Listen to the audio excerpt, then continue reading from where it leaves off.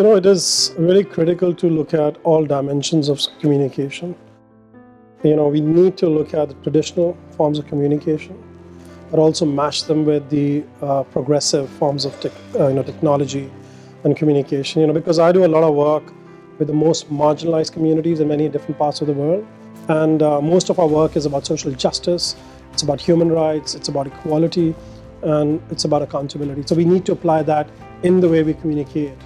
And gender equality for us is very different from saying let's go and distribute school uniform or bags. We cannot distribute gender equality. So behavioral change communication works very much with young people based on experiential learning, communication styles, which kind of creates them to rethink their own lives and patterns of socialization that perpetuate a culture of stereotype and discrimination. One of the most important documents in our recent time is the Agenda 2030, the 17 goals that are in front of us.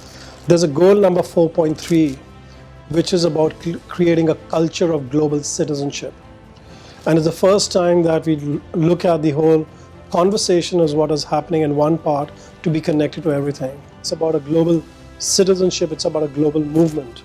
Very important. So three important principles that are critical for us right now is that participation of right holders in claiming their fundamental human rights is critical to any process which is linked to human rights and social justice.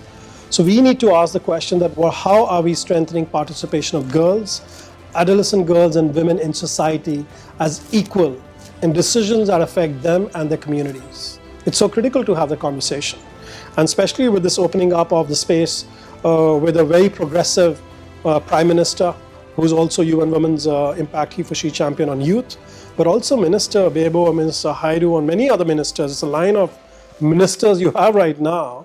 And we want to come with support and solidarity, because we also want to look at Canada stepping it up for gender equality and becoming probably the first country to achieve gender equality by 2030, which will mean that you are transforming all your social institutions, including political institutions, financial institutions, economic institutions, social and cultural institutions, so fundamental to this process, and including the environmental conversation that you're having.